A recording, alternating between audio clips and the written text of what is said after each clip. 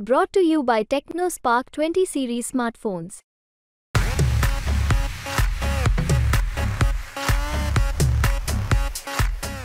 दररोज तापमानाचा पारा वाढत आहे आणि तशाच प्रकारे राजकारणातील देखील पारा वाढत असल्याचं चित्र बघायला मिळते। काल पुण्यात पंतप्रधान नरेंद्र मोदी यांची सभा झाली आणि त्यांनी थेट अप्रत्यक्षरित्या शरद पवार यांच्यावरती टीका केलेली आहे आणि या संदर्भात सर्वसामान्य नागरिकांना काय वाटतं हे आपण जाणून घेणार आहोत। आपल्यासोबत काही नागरिक आहेत।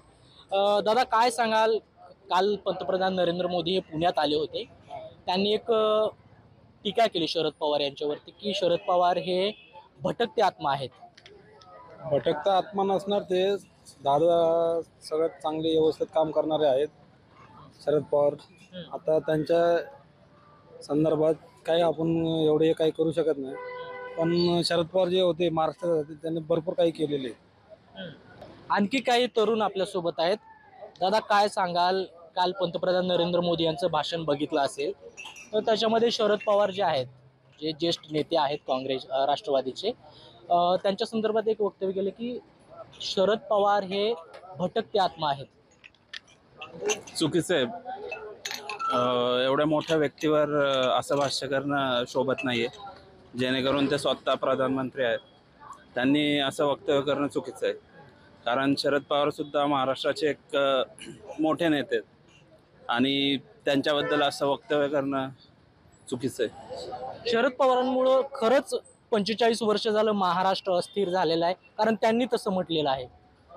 मला असं नाही वाटत। त्यांच्यामुळे खूप सारे शेतकऱ्यांना फायदा झालेला आहे।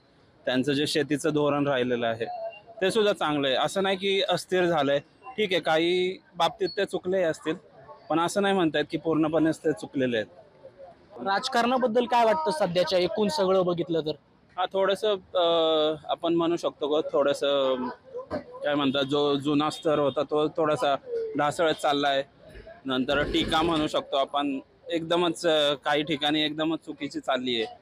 थोडंसं जे खेळीमेळीचं राजकारण होतं आधीचं तसं राहिलं नाहीये आता। थोडं पटतंय तुमच्यासारख्या आमच्यासारख्या तरुणांना हे राजकारण? नाही, बघा आता कसं आहे की जो सध्याचं राजकारण बघता पक्ष सुद्धा एकदम विश्वासू असे त्यांना जे भेटतात ते काय म्हणू आपण, म्हणजे त्यांना जे नेते भेटतात ते सुद्धा विश्वासू राहिल्या नसल्यासारखे झालेत। दलितच्या कशामुळे वाटतं? दलितच्या कशामुळे वाटतं? आता प्रत्येक ठिकाणी अशी परिस्थिती झाली की कार्यकर्त्याचं मरण होतं याच्यामध्ये। आज आपण एखाद्याच्या नेत्याच्या पाठीमागे उभे राहतोय का, तर आपलं कुठंतरी आपल्याला बेरोजगारी कमी होईल किंवा शैक्षणिक फायदा होईल किंवा शेतकऱ्यांना फायदा होईल, ह्या कारणाने आपण एखाद्या नेत्याच्या पाठीमागे उभे राहतोय। तोच जर नेता पळून जात असेल दुसऱ्या पक्षात, तर मग राजकारणात मतदान करून पण फायदा नाहीये, एकंदरीत सांगायला गेलं। एकूणच पटत नाही असं राजकारण। गलिच्छ राजकारण चालू आहे, कोणत्या स्तरावर राजकारण चालू आहे हे सगळ्या जगाला दिसते। या अनुषंगाने मतदान करायचं का नाही हा पण विचार करावा लागतोय। जर बेरोजगारी नसेल, महाराष्ट्रातले उद्योग बाहेर चाललेत आणि महाराष्ट्रातले तरुण मंडळी बेरोजगारमध्ये आज हे झाली, त्यांना नोकऱ्या मिळत नाहीयेत, शैक्षणिक फायदा होत नाहीये, मग ह्या कारणामुळं आमच्यासारखे तरुण मंडळी विचार करतात की मतदान नक्की कोणाला करायचं। काल पंतप्रधान नरेंद्र मोदी पुण्यात आले होते, त्यांनी भाषण केलं, काही मुद्दे मांडले विकासाचे, परंतु त्याच सभेमध्ये शरद पवारांचा जो उल्लेख आहे अप्रत्यक्षरित्या भटकते आत्मा असा केलेला आहे। अच्छा, आता शरद पवार हे महाराष्ट्राचे नसून देशाचे नेते। गेल्या 70 वर्षापासून शरद पवारांनी बऱ्याचशा शेतकऱ्यांचे म्हणा किंवा गोरगरिबांचे म्हणा, या लोकांसाठी त्यांनी सोसायट्या उघडल्यात किंवा त्यांच्यासाठी संस्था उघडल्यात किंवा जे काय असेल ते XYZ शेतकरी लोकांमध्ये त्यांनी कर्जमाफी केली असेल, ह्या सगळ्या गोष्टी केल्यात। आता मोदींवर बोलायचं तर एवढ्या खोलपर्यंत मी गेलेलो नाही अजून, नाही का, त्याच्यामुळे मोदींवरती मी काही बोलू नाही शकत। पण पटतं का हे असं बोलणं? ते पंतप्रधान आहेत, हे ज्येष्ठ नेते आहेत।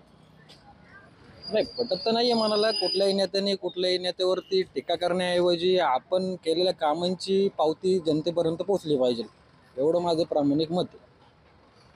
आणखी काही तरुण आपल्यासोबत आहेत. काय वाटतं सध्याच्या राजकारणाबद्दल? सध्याचं राजकारण जरा महाविकास आघाडी आणि महायुती असं आता नक्की राजकारणात कोण बसेल तर सगळं साशंकता आहे अवतीभोवती. पण हो, प्रत्येकाने आपल्या मतदानाचा अधिकार बजवायला पाहिजे. आपण लोकशाहीचा उत्सव आपण आत्ता साजरा करतोय तर एकदमच निरागस न राहता सगळ्यांनी मतदानाचा हक्क बजवायला पाहिजे नेत्याकडे बघून. काल पंतप्रधानांचं भाषण बघितलंय, हो बघितलं. त्याच्यामध्ये शरद पवारांचा जो उल्लेख आहे, अप्रत्यक्षरित्या टीका केली आहे की महाराष्ट्रातील भटकती जी आत्मा आहे ती शरद पवार आहे. त्यांच्यामुळे गेली 45 वर्ष झालं महाराष्ट्र जो आहे तो स्थिर होता. काय वाटतंय? असं एकमेकांच्या पर्सनल टीका टिप्पणी करण्यापेक्षा त्यांनी बाकीचं पण भाषण मी ऐकलं, त्यांनी छान पद्धतीने मांडलं की काय त्यांनी विकास केला, काय 10 वर्षाचा लेखाजोखा मांडला त्यांनी.